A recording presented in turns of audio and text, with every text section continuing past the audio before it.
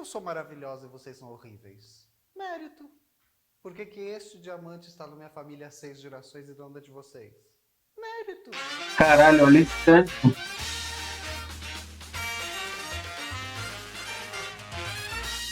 Bom, como você já deve ter visto em algum local desta tela, o tema do vídeo de hoje é meritocracia, né? Menina, eu ando nessa toada de fazer vídeo sobre ficção, né? Já fiz um sobre papel de gênero,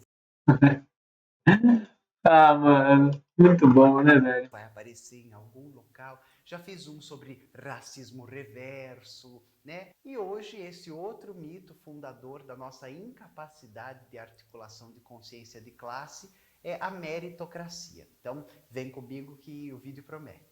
Então a gente vai começar falando que a dona Gabriela Brioli fez um vídeo no canal dela, uma entrevista super interessante, com o Michael Sandel. Ele é professor em Harvard, autor de um livro que ela trabalha no clube do livro dela, mas agora, mais recente, autor de A Tirania do Mérito. Um livro no qual o Michael vai mostrar como a ideia da meritocracia é uma ideia extremamente perigosa, ainda mais em tempos políticos como o nosso. Então lá nessa entrevista, no canal da Gabriela, uma das primeiras ideias que é colocada no debate entre os dois é a ideia de que a meritocracia, ela é uma ideia sedutora, né? E por Claro. que ela é uma ideia sedutora? Porque a gente deve pensar que todas as ideias que carregam consigo sementes de morte, elas não se apresentam assim. Oi, eu sou uma ideia com as sementes da morte, né? Da morte geral, do ódio, da destruição, do desfazimento. Não, elas sempre se apresentam e são passadas através de um malabar ideológico como Por que que a meritocracia é tão proliferada assim? E por que que a meritocracia não existe? São dois pontos essenciais para a gente começar qualquer tipo de discussão. A meritocracia é tão proliferada assim pelo simples fato dela ser um discurso, primeiro, velado, né? Se disfarça de não ter ideologia nenhuma, o que é uma farsa, uma grande farsa, pelo simples fato de ter uma ideologia que é a ideologia neoliberal, que é a ideologia que está no mundo hoje, né? E isso é completamente provado, e isso é completamente nocivo à nossa sociedade, né? Quando uma pessoa não tem coragem de dizer a qual grupo político que ela pertence, quando uma pessoa não tem a liberdade e o orgulho mesmo de expor os seus ideais, é porque esses ideais são horríveis, são de carnificina, são ideais totalmente deploráveis que a gente tem que combater. Só por isso. Só por isso. Por que as pessoas têm vergonha de dizer que são liberais ou que são neoliberais? Porque é uma ideologia deplorável. Simplesmente por isso. Porque é uma ideologia deplorável.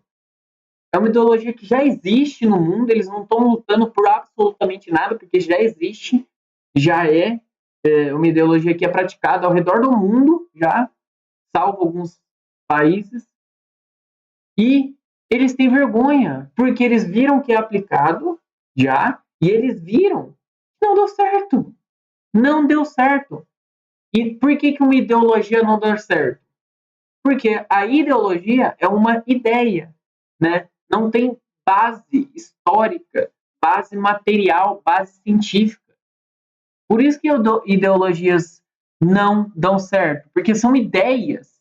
Qualquer um pode ter uma ideia, de qualquer que seja. Só que se você não tem uma base científica, história materialista, sua ideologia é completamente descartável e deplorável. E não vai dar certo, óbvio que não vai dar certo. ideias bonitas, boas, cheirosas, limpinhas. Sarará. Com a meritocracia não é diferente. Ela aparece para nós numa era ali pós-queda da aristocracia. Ela é um ideário extremamente burguês e pequeno burguês.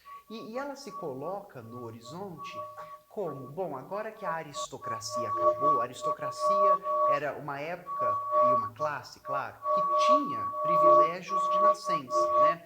Então, um duque, um barão, uma condessa, um visconde, as pessoas elas nasciam numa classe, numa casta, que era um direito de nascença, né? A nobreza nascia nobre, né? Eles eram diferentes do populacho, da ralé, do campesinato, dos plebeus, porque Deus assim os quis, né? Eles estavam de alguma forma conectados sanguineamente com as famílias reais e, portanto, eles eram primos, tios, né?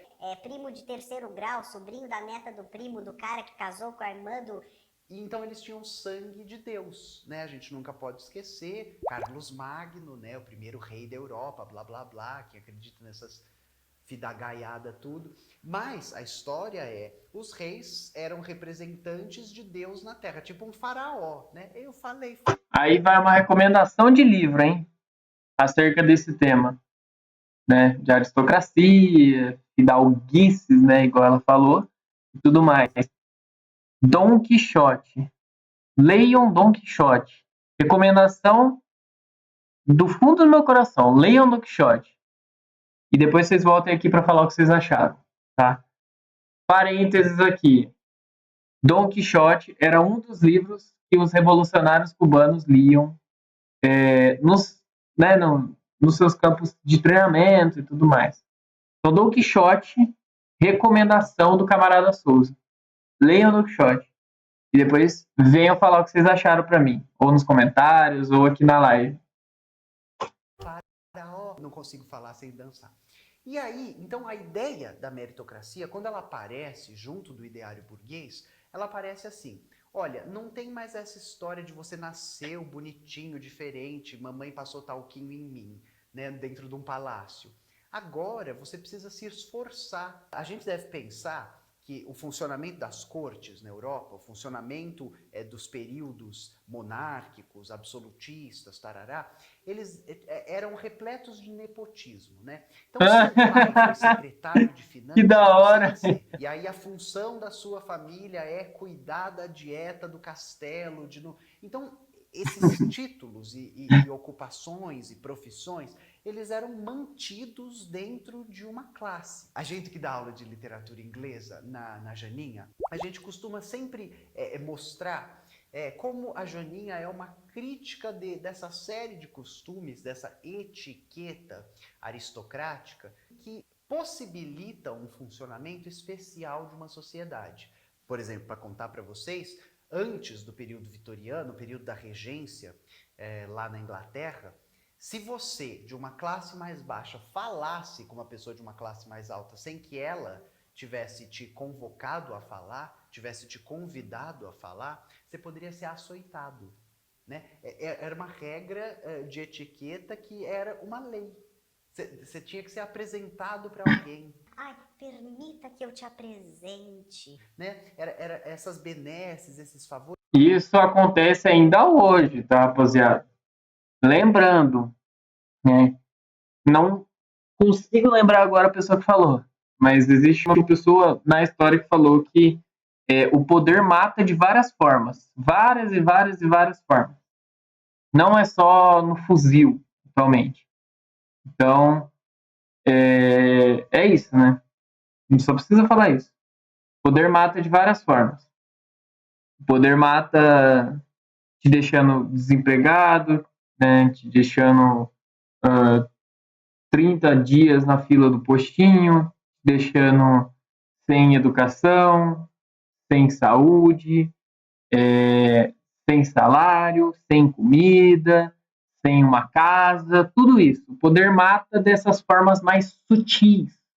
E é contra esse poder que não vem dos mais pobres, vem dos mais ricos, que a gente tem que lutar contra, sempre, todo dia da nossa vida. Do dia que a gente nasceu ao dia que a gente morrer, né, do berço ao túmulo, a gente tem que lutar contra o poder que não emana da classe trabalhadora, não emana do povo, não emana do pobre. Emana do rico, emana da classe burguesa, emana das famílias milionárias do Brasil. É contra esse poder que a gente tem que lutar. Contra, sempre, porque você não faz parte das pessoas desse grupo que controlam o nosso país. Você não faz parte. Então você tem que lutar contra elas para que você tenha o poder e finalmente alcance sua liberdade tão sonhada, né? A sua emancipação, porque mais do que liberdade a gente precisa se emancipar, acabar com as amarras desse sistema que prende a gente. E quando a gente fala amarra, é no sentido figurado, não é no sentido literal, né? Era assim que funcionava. Então a ideia de meritocracia, quando aparece lá no mundo, ela aparece bonitona. Ela fala: olha, agora tudo isso acabou, agora é sobre talento, inteligência, esforço, né? Agora você que faz a sua vida, tudo depende das suas escolhas, a sua troca de classe social. Não, acabou. O mundo, o ancien regime, acabou. Agora é o regime novo, né? Que de novo era só uma pintura e um verniz. Sempre que eu preciso falar de Opa, Dória meritocracia aqui no comunista. Twitch, eu uso um vídeo, provavelmente vocês já tenham visto, se não viram, vai estar aqui na descrição do vídeo também, é de uma corrida. E aí o treinador fala pra galera, ó, vocês vão correr por essa nota de $100. Quem chegar primeiro ganha $100. Mérito, né? Na verdade, não. Porque essas pessoas não comeram igual, não tiveram o mesmo treinamento, mas enfim, finjamos mérito. Aí ele fala, no entanto, eu preciso que você dê um passo à frente se você cresceu numa casa com pai e mãe, um passo à frente se a escola era próxima da sua casa, um passo à frente se você tinha um local de estudos, um passo à frente se você tinha energia elétrica, se os seus pais não abusavam de substâncias químicas, e aí quando ele, depois de falar tudo isso, o treinador mostra aos competidores, essa é a vida meritocrática. Né? Que de mérito tem muito pouco, porque ali na corridinha, todo mundo que ficou para frente são pessoas brancas e homens. Então ele fala, agora vocês vão correr por $100, quem será que vai conseguir? Então não importa, a mulher preta que ficou no final da fila, não importa quão rápido ela corra. A chance que ela tem de pegar a nota de $100 é infinita ou quase nenhuma. Um outro problema da gente acreditar em meritocracia é que a ideia meritocrata, ela cria na sociedade uma cultura de perdedores e vencedores, né? A ideia de que é uma corrida, todo mundo pode chegar, só depende de você, se esforce, blá blá blá. Ela vai estimulando em nós uma percepção de que algumas pessoas são merecedoras e outras não. E essa ideia mascara, ou melhor, ela normaliza, ela naturaliza as desigualdades, os funcionamentos absurdos da sociedade, as violências, as discriminações, porque no final do dia, algumas pessoas se esforçaram para ter um jatinho, para praticar equitação na hípica. E quem é pobre, preto, fudido, trabalha de caixa de supermercado, frentista de posto, vende carregador de celular no metrô, de certo não se esforçou bastante. Outra coisa, Bárbara, é que a gente se atenha às palavras, né? Sempre falo para vocês do seu Raimundinho, do Raymond Williams, do Palavras-Chave, um livro dele chamado Vocabulário de Cultura e Sociedade, que o Raymond vai nos ajudar a entender que as palavras elas carregam trajetórias social, históricas e políticas consigo. Antes da Nossa, velho, eu preciso ler esse livro. Caramba, depois eu vou rever esse vídeo pra lembrar. Eu sempre tive essa teoria, velho. Só que eu não. Assim, como eu não tinha nenhuma base, eu falei, deve ser coisa na minha cabeça. Mas existe um estudo sobre isso. Mas eu sempre pensei nisso. Eu sempre pensei que as palavras tinham uma ligação com a política, sabe? As palavras que mais são usadas em uma sociedade em determinada época tinham uma ligação com a política, né? Daquela sociedade da época. Então, porra, temporal também, né? A gente Muita coisa na cabeça. acreditava na graça, né? Por Amém. sermos sociedades cristãs, a gente acreditava que algumas pessoas caíam nas graças divinas e outras não. Então você tem pessoas graciosas e desgraçadas. Outra palavra é fortune, né? No inglês tem essa expressão fortune teller. uma pessoa que lê o seu futuro, que te diz o que vai acontecer. Fortune tem nada a ver com fortuna, né? Historicamente tem a ver com sorte, com a roda da fortuna, com o que vai acontecer. E essa palavra, desafortunado, é alguém que o destino não estava traçado para a vitória. Ai, que evento fortuito, né? É uma coisa boa, auspiciosa. Então, como as nossas palavras, que são formas cristalizadas de entendermos o funcionamento da sociedade, como elas carregam consigo retratos, fotogramas, né, de como opera o sistema de valores e significados de um grupo em um tempo. Outra ideia importante de explicar, a gente já falou disso aqui, é que essa ideia de mérito mascara as operações sociais. Quando a gente acredita que mérito tem a ver com esforço e dedicação, como a gente explica que a dona Josefa, que é quitandeira, que trabalha na área rural, na zona rural, que leva verdura e legume para alimentar, ganha tão pouco?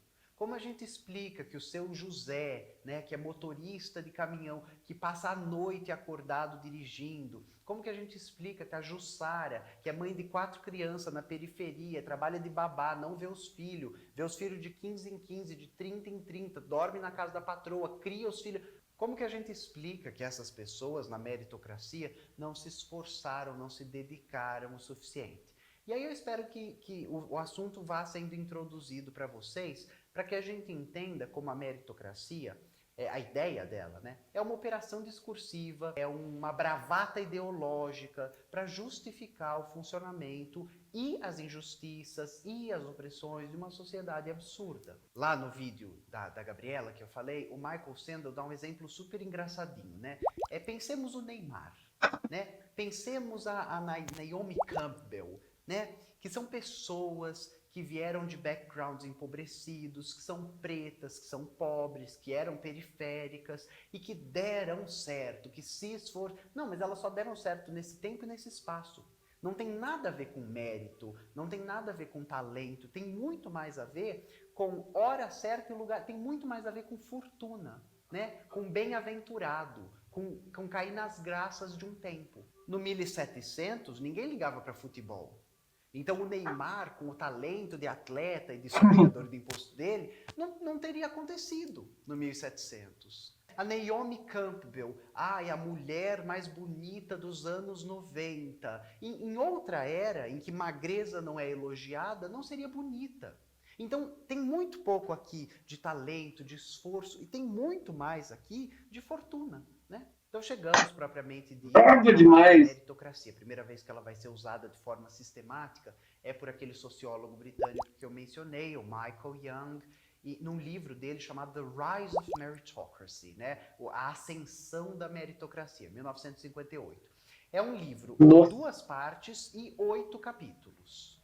Antes de ser publicado, esse livro foi rejeitado inúmeras vezes, né? Às vezes porque a galera que queria editar falava: não, a gente estava pensando numa coisa meio Brave New World. Admirável Mundo Novo do Aldous Huxley, só que 2.0. Outras editoras falaram para ele: não, a gente não publica tese de mestrado e doutorado. Então o livro que caía em é uma ficção científica, mas não tão boa, ou é uma teoria social, mas muito complexa, tomou inúmeros nãos até ser publicado em 58. Então, primeira coisa, ele aparece como uma sátira política, deve ser lido como uma sátira, né? E não foi. A palavra meritocracia no inglês foi incorporada ao vocabulário como uma coisa bacana, e o livro é uma distopia. E aí lá no capítulo 4, o seu Maiquinho explica, né, o que é meritocracia, essa junção de habilidade com esforço, e logo no capítulo 5 a gente começa a entender como opera essa sociedade, né? Os capítulos prévios vão contando pra gente o que foi a revolução meritocrática nessa sociedade distópica. E aí no capítulo 5 a gente aprende que 1/3 da população não tem as habilidades, os esforços, piriri parará pururu.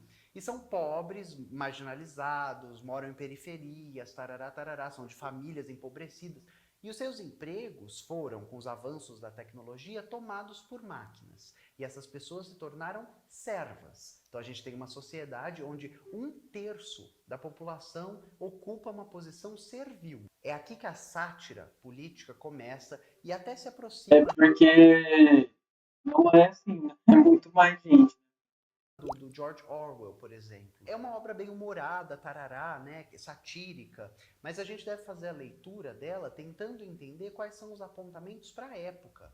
Ela dialoga com o sistema educacional que havia, por exemplo, no Reino Unido, na época, que separava as crianças. Então, crianças da classe trabalhadora, vai para essa escola mais podrinha, porque você não vai precisar saber filosofia, literatura, tarará. Crianças da classe média, vai para essa escola aqui, que aí você aprende uns negocinhos mais... E crianças da elite, vai para Eton, né? Vai para Cambridge, vai para o colégio preparatório, porque você tem que aprender a debater, você tem que aprender finanças, você tem que aprender economia. E esse sistema... É para se manter no poder, né? Na Inglaterra até ontem no Relógio da História. Apesar de ser uma distopia, o livro aponta caminhos bacanas no final, né? Quando a população começa a se revoltar com esse sistema e lutar por um sistema de melhores acessos, de mais igualdade, etc, etc. O que fica pra gente dessa história meritocrata? É de que existe aqui uma implementação, como eu disse antes, ideológica, para naturalizar um funcionamento estrutural social. Se antes a gente tinha castas, né? A aristocracia, ela nasceu perfeita, bonita, então ela tem o direito de ficar descansando num palácio, de fazer festa, né? A gente, quando passa para o sistema de classes, como a gente entende agora, né? Classes A, B, C, alfanumérico. Você abre mais um banheiro na tua casa, você mudou de classe. Você compra uma moto, você mudou de classe. E aqui estaria a ideia que só depende de você. O seu consumo, a sua produção, o seu esforço pode te deslocar, pode fazer você ascender. Tá tudo bem, a sociedade não é ruim, ruim é a sua preguiça. Só que aí eu trouxe... Pô, velho, só porque eu bocejei, Rita. Qual é, velho? Tô com sono, pô.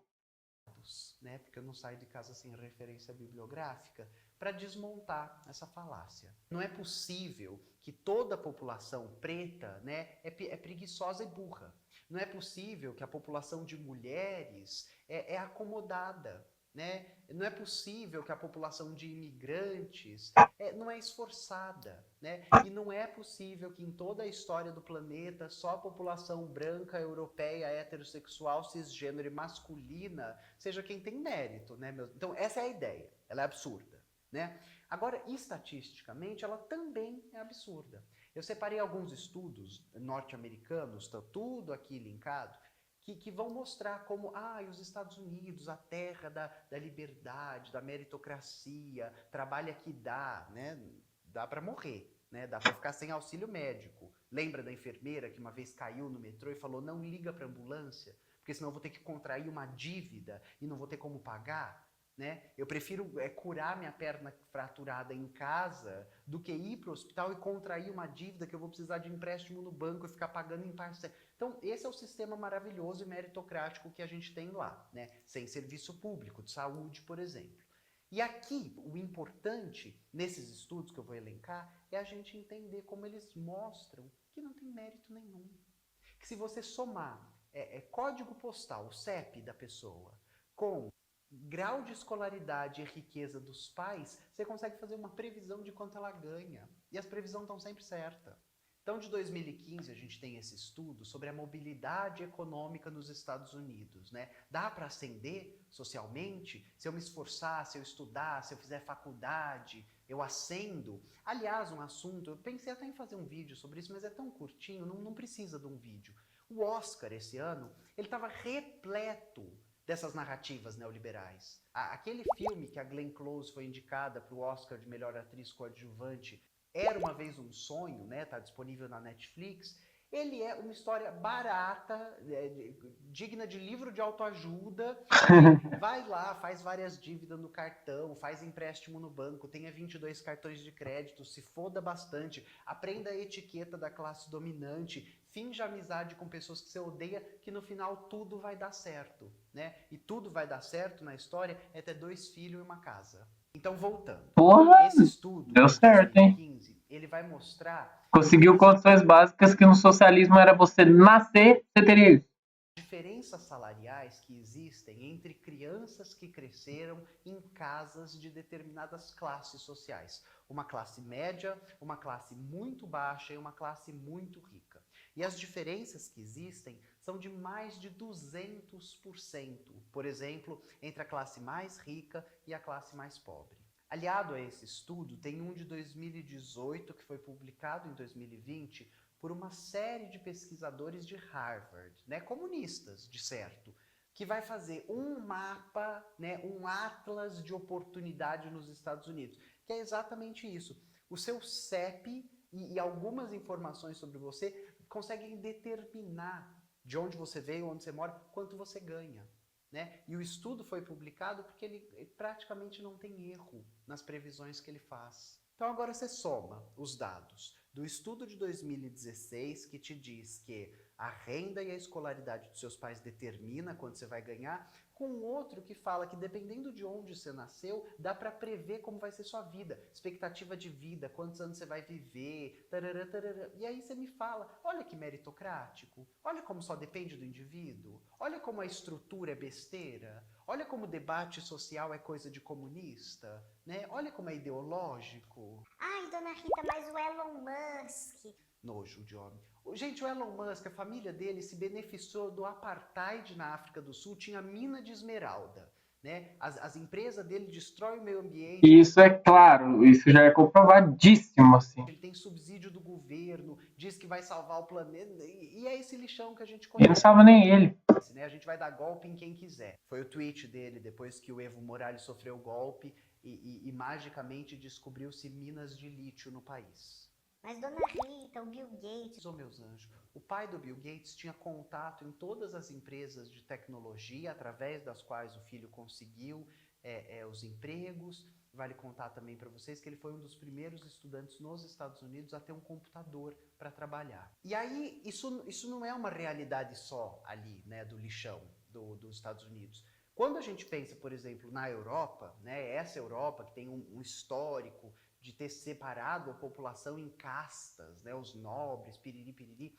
Tem um estudo de 2016, feito em Florença, na Itália, que mostrou que as famílias que estão no poder, que governam, que comandam, que ditam, são as mesmas desde o 1400. Para ser mais precisa, desde 1427 até 2016. Então são 600 anos, né, que dá aí no mínimo 12 gerações. E aí você quer me fazer acreditar na meritocracia, de que isso existe, essa balela, e de que durante 12 gerações ninguém foi preguiçoso na elite de Florença. Né? Ele se mantém no poder há 600 anos por causa de esforço e de talento, de mérito. E tem quem acredite nessa palhaçada, meus anjos. De modo que eu venho aqui não sei mais porquê. Para mim, eu venho aqui para falar, oi, a água é molhada, o fogo queima, a luz é clara e a noite é escura. Um beijinho, mas não sei, né? Não sei, tem gente que ainda cai nessas coisas. O golpe tá aí, cai quem quer. Para encerrar, também estou deixando aqui de 2019, ontem, né? Pré-pandemia, Bureau Americano das Estatísticas do Trabalho. Eles publicam lá o estudozinho deles, mostrando que populações hispânicas nos Estados Unidos, nós, ticanos, imigrantes ilegais, tem uma tendência 50% maior de irem trabalhar em construction work, né? Virar pedreiro, marceneiro, profissão de construtor. E aí você me fala, né, escolha, individualismo. Né? Por um acaso, todo imigrante legal sonha em ser pedreiro nos Estados Unidos. Né? Por um acaso, toda a população preta escolheu ter os piores empregos da sociedade. Por um acaso, as mulheres pretas são as mais mal remuneradas, elas escolheram isso. Né? E por um acaso, pessoas brancas de determinadas regiões, com os pais com determinada escolaridade, escolheram tornarem-se advogados, médicos, juízes, engenheiros. É tudo escolha, é tudo individual. A ideia final que eu quero colocar aqui é até que ponto a ideologias dentro da estrutura estão dadas. E a não ser que você tenha uma roda da fortuna ou caia nas graças exatamente como foi durante o maior tempo da nossa história, nada vai acontecer na sua vida. Nada. Então é isso. Semana que vem, a gente começa o mês de aniversário do seu Carlinho, né? Vocês sabem, tivemos ali um trelelê e tenho que fazer o tributo, né? A parte do meu pacto. Então, agora esse mês que vai começar, maio, eu vou fazer um especial seu Carlinho. É isso aí, né, rapaziada? 4 ou Então, 5 vídeos, não sei, vai depender dos meus remédios para dormir. é isso aí, né? É isso. O golpe tá aí, cai quem quer. Sabe por quê? Porque meritocracia não existe e você está caindo num golpe. Você está deixando de se enxergar como trabalhador, como fudido, igual eu, igual o seu amiguinho que trabalha na mesma empresa que você, igual o estudante que pega o busão com você, igual todas as pessoas que você vê na rua, tá? Todas as pessoas que você vê na rua são membros da classe trabalhadora. Igual a pessoa que vendeu para você a peita que você está usando, igual a pessoa que vendeu o rango que você está comendo, tudo isso, todas essas pessoas são membros da classe trabalhadora, tá? E se você vier me falar o seguinte, porque essas pessoas não se esforçam demais, por isso que elas não possuem a riqueza que o Elon Musk possui, que o Jeff Bezos possui, que não sei quem possui, parabéns. Parabéns. Mas você está errado. Porque essas pessoas são as pessoas que mais trabalham no planeta Terra. Tá bom? Inclusive, tem pesquisas que mostram que o brasileiro trabalha muito mais que diversos outros países do mundo. Você sabe quantos países tem no mundo? Você sabe quantos? Não são 2, não são 3, não são 10. São muitos países no mundo. Muitos. E o brasileiro é o povo que mais trabalha no planeta Terra. E você vai vir me falar que falta esforço para o brasileiro, por isso que ele não tem ascensão social? Mentira, você está mentindo, caso você fale isso. Caso você não fale e pense diferente disso, se organize, entre em uma organização, entre em um movimento social que busca mudar esse sistema como ele está, porque isso faz parte do sistema. A meritocracia é apenas uma das correntes para manter esse sistema, para manter você calado, para manter você sem consciência de classe, sem organização política, sem enxergar o seu amiguinho, como trabalhador, como membro de um movimento muito maior do que você espera. Tá? Então, assim, meritocracia não existe, é só uma falácia liberal para manter os privilégios. Sabe por quê?